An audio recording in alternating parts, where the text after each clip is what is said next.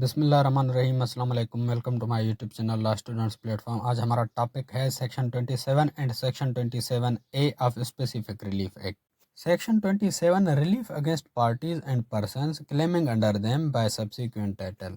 Section 27 कहता है कि उन पार्टीज या उन पर्सन्स के खिलाफ रिलीफ जिनके पास सब्सिक्वेंट टाइटल है, except as otherwise provided by this chapter, specific performance of contract may be enforced against। जो भी इस चैप्टर में बताया गया है उनके सिवा यानी वो अपनी जगह अप्लाई होगा। स्पेसिफिक परफॉर्मेंस ऑफ कॉन्ट्रैक्ट में बी इन्फोर्स्ड अगेंस्ट नीचे वाले दिए गए पर्सन्स जिनको सब्सिक्वेंट टाइटल जो है हासिल है, यानी कंप्लीट टाइटल उनको नहीं मिला, बाद में मिलने वाला है या बाद में मिला है, उनके खिलाफ रिलीफ हासिल किया जा सकता है। अब नीचे वाले पर्सन्स कौन से हैं?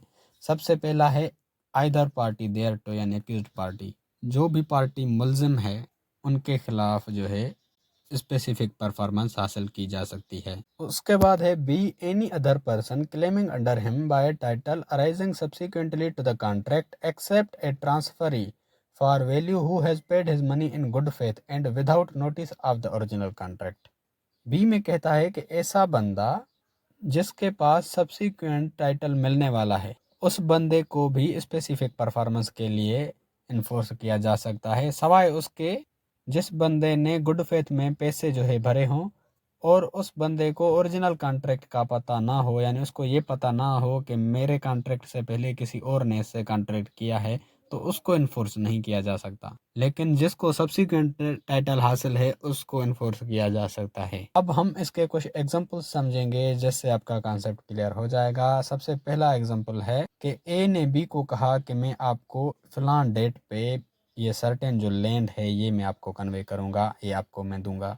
अब इन दोनों के बीच में कॉन्ट्रैक्ट हो गया। ए जो है बगैर किसी वसीयत के मर गया और इसने जो है बी को वो लैंड भी ट्रांसफ़र नहीं की, ट्रांसफ़र किए बगैर मर गया। अब जो बी है वो ए के लीगल हेयर्स को या रिप्रेजेंटेटिव्स को कंपेल कर सकता है स्पेसिफिक परफॉर्मेंस के लिए। ये कह सकता है कि ए ने मुझसे कॉन्ट्रैक्ट किया था कि ये ज़मीन मैं आपको ट्रांसफ़र करूंगा, हमारा कॉन्ट्रैक्ट हो गया था, अब वो मर गया है, अब उसका जो टाइटल सब्सिक्वेंट टाइटल है यानी जो बाद में टाइटल आने वाला है वो उसके हियर्स पे आ रहा है या उसके रिप्रेजेंटेटिव पे आ रहा है, तो उस रिप्रेजेंटेटिव या हियर को बी जो है इन्फोर्स कर सकता है स्पेसिफिक परफॉर्मेंस के लिए, यानी उनके पास सब्सिक्वेंट टाइटल यानी बाद में टाइटल आने वाला है। एग्जाम्पल नंबर 2, ए और बी के बीच में कॉन्ट्रैक्ट हुआ। ए ने बी को कहा कि मैं आपको ये 5,000 में ये ज़मीन सेल करूँगा। उनका ये कॉन्ट्रैक्ट हो गया। बाद में ए ने उसी ज़मीन का कॉन्ट्रैक्ट सी से कर लिया और सी को कहा कि मैं आपको ये ज़मीन 6,000 में सेल करूँगा। सी को ओरिजिनल कॉन्ट्रैक्ट का पता था। सी को ये पता था कि ए ने ये कॉन्ट्रैक्ट पहले बी से किया है 5,000 में, लेकिन उसके बावजूद भी सी ने उसे कॉन्ट्रैक्ट कर दिया और उससे जो है वो कागजात वगैरह ले लिए उस ज़मीन के। अब यहाँ पर बी जो है सी को इन्फोर्स कर सकता है स्पेसिफिक परफॉर्मेंस के लिए, क्योंकि यहाँ पर सी के पास सब्सिक्वेंट टाइटल आ गया, यानी टाइटल बाद में उसको मिला है और सी को यहाँ पता था कि इसका जो है ओरिजिनल कॉन्ट्रैक्ट किसी और के साथ हुआ है, यानी ओरिजिनल कॉन्ट्रैक्ट के बारे में भी सी को पता था। तो बी सी को इन्फोर्स कर सकता है स्पेसिफिक परफॉर्मेंस के लिए, यानी वो उसको कहेगा कि ये ज़मीन आप वापस कर दो, ये मैंने ली है। लेकिन अगर सी को यहाँ पता ना होता ओरिजिनल कॉन्ट्रैक्ट के बारे में, जैसे डेफिनेशन में बताया गया था, except transfer for value who has paid his money in good faith and without notice of the original contract. जैसे सब क्लास बी में बताया गया था कि अगर उसको पता ना हो ओरिजिनल कॉन्ट्रैक्ट के बारे में और उसने गुड फेथ में पैसे दिए हों तो उसको स्पेसिफिक परफॉर्मेंस के लिए इन्फोर्स नहीं किया जाएगा। तो यहाँ पर अगर सी को पता ना होता कि ए ने पहले बी के साथ कॉन्ट्रैक्ट किया था 5,000 का और सी ने ए के साथ कॉन्ट्रैक्ट कर लिया, फिर यहाँ पर बी सी को इन्फोर्स नहीं कर सकता। लेकिन सी को पता था ओरिजिनल कॉन्ट्रैक्ट के बारे में, फिर भी उसने किया, तब जो है बी सी को इन्फोर्स कर सकता है स्पेसिफिक परफॉर्मेंस के लिए।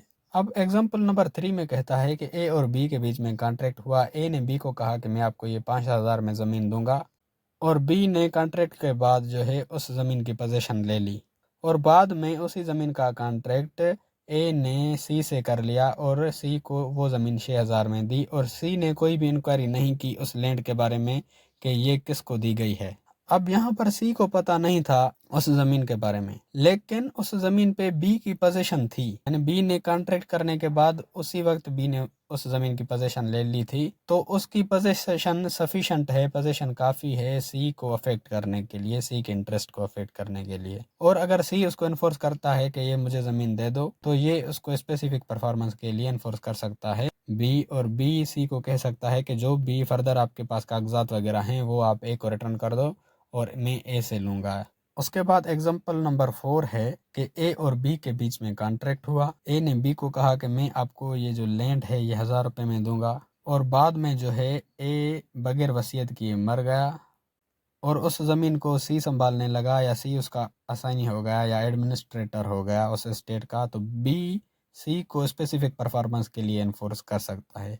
फिर हमारा आता है एग्जाम्पल नंबर 5। ए और बी के बीच में कॉन्ट्रैक्ट हुआ। ए ने बी को कहा कि मैं आपको ये लैंड जो है सेल करूंगा। अब कॉन्ट्रैक्ट कंप्लीट होने से पहले ए जो है पागल हो गया और सी ए का असाइनी बन गया, तो बी यहाँ पर सी को इन्फोर्स कर सकता है स्पेसिफिक परफॉर्मेंस के लिए। तो सिंपली अगर मैं आपको इस बी सब क्लास के बारे में बताऊं तो इसमें यह कहा गया है कि अगर कोई भी ऐसा बंदा जिसको सब्सिक्वेंट टाइटल मिला है, यानी बाद में टाइटल मिला है, तो उस बंदे को भी स्पेसिफिक परफॉर्मेंस के लिए इन्फोर्स किया जा सकता है, सवाए उस बंदे के जिसको सब्सिक्वेंट टाइटल मिला है लेकिन उसको ओरिजिनल कॉन्ट्रैक्ट का पता नहीं था और उसने उस प्रॉपर्टी के गुड फेथ में पैसे जो है पे किए हों, तो उसको स्पेसिफिक परफॉर्मेंस के लिए इन्फोर्स नहीं किया जा सकता।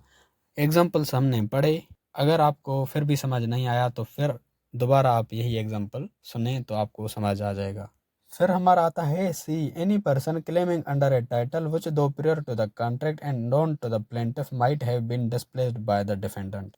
ऐसा बंदा जो कॉन्ट्रैक्ट होने से पहले ही उस प्रॉपर्टी के टाइटल को क्लेम कर रहा था और जो प्लेंटिफ था उसको इस बंदे के बारे में पता था और वो प्रॉपर्टी उससे डिस्प्लेस हो सकती थी। अब हम इसको एक एग्जांपल से समझते हैं। अब मिसाल के तौर पर एक प्रॉपर्टी है, उसका जो ए है वो टेनेंट फॉर लाइफ है, यानी कि लाइफ टाइम उस प्रॉपर्टी को ए यूज कर सकता है, और उस प्रॉपर्टी का जो रिमाइंडर मैन है वो बी है, यानी ए के मरने के बाद वो प्रॉपर्टी बी की होगी। अब ए के पास ये पावर है कि वो प्रॉपर्टी अपने जीते जी बेच सकता है, सेल कर सकता है। तो ए ने क्या किया, वो प्रॉपर्टी सी को सेल करने का कॉन्ट्रैक्ट किया और सी को ये पता था कि ये प्रॉपर्टी का जो रिमाइंडर है वो बी है।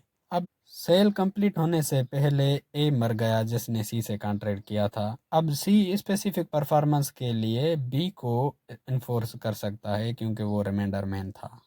तो यहाँ पे ये कहता है कि कोई भी ऐसा बंदा जो कि किसी भी प्रॉपर्टी पे अपना टाइटल क्लेम कर रहा है और उसको यानी प्लेंटिफ को ये पता है कि ये जो सब्सिक्वेंट टाइटल है ये इस बंदे को मिलने वाला है डिफेंडेंट को, और डिफेंडेंट इसको डिस्प्लेस कर सकता है, तो उस डिफेंडेंट को यानी रिमाइंडर मैन को भी प्लेंटिफ स्पेसिफिक परफॉर्मेंस के लिए इन्फोर्स कर सकता है। जैसे हमने एग्जांपल पढ़ा कि ए जो है लाइफ टाइम एक प्रॉपर्टी का टेनेंट है और बी उसका रिमाइंडर मैन है। अब ए अपने पावर्स में रहते हुए, ए के पास ये पावर है, वो सी को प्रॉपर्टी सेल करने का कॉन्ट्रैक्ट करता है और कॉन्ट्रैक्ट होने के बाद ए मर जाता है और सी जो है जिसको पता था कि इसका रिमाइंडर मैन बी है, तो वो सी बी को इन्फोर्स कर सकता है स्पेसिफिक परफॉर्मेंस के लिए। अब डी में कहता है कि when a company has entered into a contract and subsequently become amalgamated with another company, the new company which arises out of the amalgamation. D में ये कहता है कोई भी ऐसी कंपनी जिसने किसी से कॉन्ट्रैक्ट किया, बाद में वो कंपनी किसी और कंपनी के साथ मर्ज हो गई, अमलगमेटेड हो गई, मिल गई,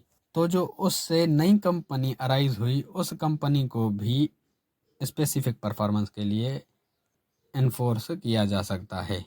अब मिसाल के तौर पर एक कंपनी है टेलीनार, आपने टेलीनार से कॉन्ट्रैक्ट किया, टेलीनार कंपनी ने आपको कहा कि मैं आपको ये घर सेल करूंगा इतने पैसों में, आपके बीच में और टेलीनार के बीच में ये कॉन्ट्रैक्ट हो गया कि टेलीनार आपको घर सेल करेगी। बाद में टेलीनार कंपनी यूफोन से मर्ज हो गई, मिल गई, और नई कंपनी अराइज हुई यूनिनोर। अब अगर आपको वो कंपनी घर नहीं दे रही तो आप यहाँ पर यूनिनोर कंपनी को स्पेसिफिक परफॉर्मेंस के लिए इन्फोर्स कर सकते हो। सेक्शन 23 में हमने पढ़ा था कि वो कंपनी आपको इन्फोर्स कर सकती है, यानी कौन से पर्सन आपको इन्फोर्स कर सकते हैं, उसमें ये भी एग्जांपल था कि वो कंपनी आपको इन्फोर्स कर सकती है जो मर्ज हो गई है। और इस सेक्शन में हम पढ़ रहे हैं कि उस कंपनी को आप इन्फोर्स कर सकते हो जो मर्ज हो गई है। और ई में कहता है कि when the promoters of company have before it's incorporation entered into a contract for the purpose of company and such contract is warranted bye terms of incorporation the company. इसमें यह कहता है कि जहां पर किसी भी कंपनी के प्रोमोटर्स ने कंपनी बनने से पहले किसी कॉन्ट्रैक्ट में एंटर हुए थे और वो जो उन्होंने कॉन्ट्रैक्ट किया था वो कंपनी के टर्म्स और कंडीशन को फॉलो करता हो और कंपनी ने उसको खुद तस्दीक किया हो, तो जब वो कंपनी बन जाए तो उसको भी आप इन्फोर्स कर सकते हो। ये भी हमने एग्जाम्पल सेक्शन 23 में पढ़ा था कि वो कंपनी आपको इन्फोर्स कर सकती है और यहाँ पर आप उस कंपनी को इन्फोर्स कर सकते हो।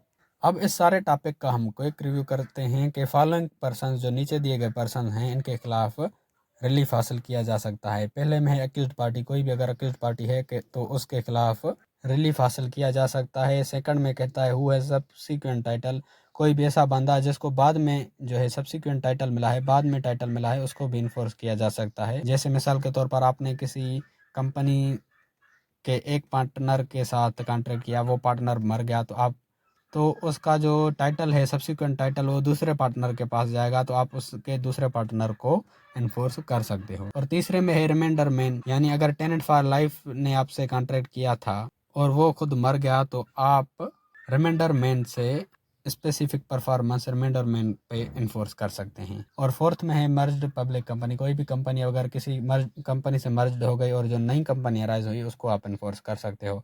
और फिफ्थ नंबर पर है कंपनी आफ्टर इनकॉर्पोरेशन, यानी कोई भी कंपनी जिसके प्रोमोटर्स ने कंपनी बनने से पहले कॉन्ट्रैक्ट किया था, अब कंपनी बन गई तो उस कंपनी को आप स्पेसिफिक परफॉर्मेंस के लिए इन्फोर्स कर सकते हो अगर उसने आपसे कॉन्ट्रैक्ट किया था। अब सेक्शन 27A है specific performance in case of part performance of contract to lease, यानी जो कॉन्ट्रैक्ट टू लीज है किराए पे देने का कॉन्ट्रैक्ट, उसमें अगर एक पार्ट परफॉर्म हो चुका है, दूसरे पार्ट परफॉर्म होने के लिए स्पेसिफिक परफॉर्मेंस हासिल करना। अब इसको हम पढ़ते हैं। Subject to the provisions of this chapter where a contract lease immovable property is made in writing signed by parties thereto or their behalf. Either party may, notwithstanding that contract, though required to be registered, has not been registered, sue the other for the specific performance of contract if। इसमें ये कहता है कि जहां पर किसी immovable property को किराए पे देने का कॉन्ट्रैक्ट हुआ है और वो कॉन्ट्रैक्ट राइटिंग में है, तो जो दोनों पार्टीज हैं या उनके जो रिप्रेजेंटेटिव्स हैं, तो दोनों पार्टीज में कोई भी एक पार्टी उस कॉन्ट्रैक्ट की स्पेसिफिक परफॉर्मेंस के लिए सू दाखिल कर सकती है। और इसमें यह कहता है कि भले ही वो कॉन्ट्रैक्ट रजिस्टर्ड नहीं हुआ है। अब इस सेक्शन में अगर मैं आपको सिंपली बताऊं, वो ये कहता है कि अगर कोई भी कॉन्ट्रैक्ट है जो कि इमूवेबल प्रॉपर्टी पे है और वो कॉन्ट्रैक्ट लीज का है यानी किराए पे देने का कॉन्ट्रैक्ट है और वो कॉन्ट्रैक्ट दोनों पार्टीज ने रिटन में किया है, एक पार्टी ने वो कॉन्ट्रैक्ट अपने पार्ट का परफॉर्म किया है, दूसरी ने नहीं किया, तो जिसने पार्ट परफॉर्म किया है वो पार्टी स्पेसिफिक परफॉर्मेंस हासिल कर सकती है। और इसमें फर्दर ये कहा गया है कि भले ही वो कॉन्ट्रैक्ट रजिस्टर्ड नहीं हुआ है। अब रजिस्ट्रेशन एक्ट सेक्शन 17 के मुताबिक अगर कोई भी कॉन्ट्रैक्ट लीज का हुआ है इमूवेबल प्रॉपर्टी पे, तो ये जरूरी है कि वो रजिस्टर्ड होना चाहिए। और इस सेक्शन में कहा गया है कि भले ही वो कॉन्ट्रैक्ट रजिस्टर्ड नहीं हुआ, फिर भी एक पार्टी जिसने अपना पार्ट परफॉर्म किया है वो उस कॉन्ट्रैक्ट को इन्फोर्स करवा सकती है। अब नीचे दो कंडीशंस दी गई हैं, ये दो टाइप्स के पर्सन इन्फोर्स करवा सकते हैं। अब ए में कहता है where specific performance is claimed by the lessor he has delivered possession of the property to the lessee in part performance of the contract.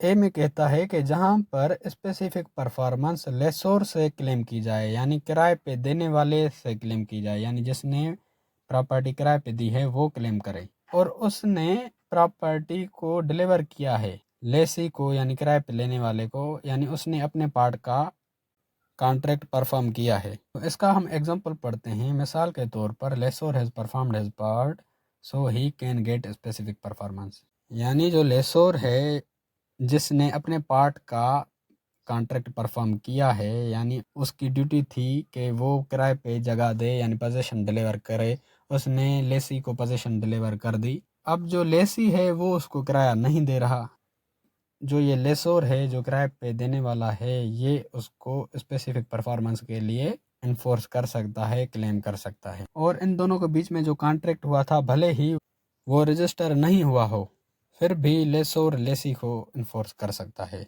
Specific performance के लिए। अब बी में कहता है कि where specific performance is claimed by lessee he has in part performance of contract taken possession of property or being already in the possession continues in possession in the part performance of the contract and has done some act in furtherance of contract। B में ये कहता है कि जहां पर specific performance Lesi से claim की जाए। ए में कह रहा था जहां पर स्पेसिफिक परफॉर्मेंस लेसोर क्लेम करे यानी किराए पे देने वाला, और यहाँ पर कह रहा है कि जहाँ पर स्पेसिफिक परफॉर्मेंस किराए पे लेने वाला लेसी क्लेम करे और उसने अपने पार्ट का कॉन्ट्रैक्ट परफॉर्म किया हो और उसके पास उसकी पोजीशन हो या ऑलरेडी पोजीशन में हो या पोजीशन कंटिन्यू कर रहा हो अपनी पार्ट परफॉर्मेंस में, और उस कॉन्ट्रैक्ट में जो चीज़ बताई गई थी उसने वो की है, तो वो भी क्लेम कर सकता है। अब मिसाल के तौर पर लेसी ने अपने पार्ट का कॉन्ट्रैक्ट परफॉर्म किया। मिसाल के तौर पर लेसोर और लेसी के बीच में एक कॉन्ट्रैक्ट हुआ। उसने कहा कि मैं आपको ये घर दूंगा, आप मुझे इतना किराया दें। अब उसने उसको घर भी दे दिया, किराया भी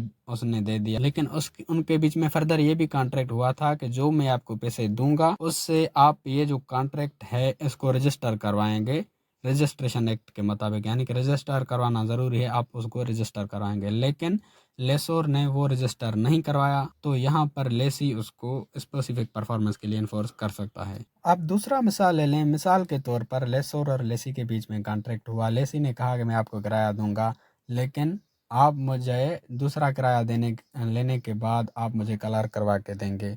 उनके बीच में कॉन्ट्रैक्ट हो गया, लेकिन लेसोर ने अपने पार्ट का परफॉर्म कॉन्ट्रैक्ट नहीं किया, यानी उसने उसको कलर नहीं करवा के दिया, तो यहाँ पर लेसी स्पेसिफिक परफॉर्मेंस के लिए इस सेक्शन के मुताबिक स्पेसिफिक परफॉर्मेंस हासिल कर सकता है। Provided that nothing in this section shall affect the rights of transferring for consideration who has no notice of the contract or of the part performance therefore। इसमें ये फर्दर कहा गया है कि उस बंदे के राइट्स को अफेक्ट नहीं किया जा सकता जिसको उस पार्ट परफॉर्मेंस के बारे में पता ही नहीं था। अब मिसाल के तौर पर लेसोर और लेसी के बीच में कॉन्ट्रैक्ट हुआ था कि जो लेसोर है वो लेसी से हर महीने 1000 रुपया किराया लेगा। अब लेसोर के पास 5 फ्लोर थे, 5 फ्लोर पे ही अलग अलग लोग रहते थे, उन सब से ही 1000 रुपये लेता था। ठीक, अब बाद में उसने फैसला किया कि मैं 200 और बढ़ा रहा किराया, अब सबको 1200 रुपये देने पड़ेंगे। अब एक बंदे को नहीं पता था, एक फ्लोर वाले को नहीं पता था कि ये किराया बढ़ गया है, उसने 1000 रुपये दिए, तो उसको स्पेसिफिक परफॉर्मेंस के लिए इन्फोर्स नहीं किया जा सकता, उसको पता ही नहीं था। This section applies to the contract release executed after the first day of April 1930। ये जो सेक्शन है वो अप्रैल 1930 के पहले दिन से ही अप्लाई होता आ रहा है। अगर आपको स्पेसिफिक रिलीफ एक्ट के नोट्स चाहिए, so click on the link in description to download the notes of specific relief act 1877 and do comment on this video. तो ये थी हमारी आज की वीडियो। वीडियो अच्छी लगी तो अपने दोस्तों के साथ ज़रूर शेयर करें, लाइक करें, कमेंट करें। खत्म। अगर आपको लॉ के रिगार्डिंग किसी भी टॉपिक की वीडियो चाहिए तो वो टॉपिक लिख के साथ में LSP लिख के सर्च करेंगे तो आपको सबसे पहले मेरी वीडियोस मिल जाएंगी, जिससे आप अपना इजीली कॉन्सेप्ट क्लियर कर सकते हैं। या फिर अगर आप मेरे चैनल की प्लेलिस्ट में जाते हैं तो वहाँ पर आपको हर सब्जेक्ट की अलग से प्लेलिस्ट मिल जाएगी, जहाँ पर उस सब्जेक्ट के सारे वीडियोज़ मिल जाएंगे आपको।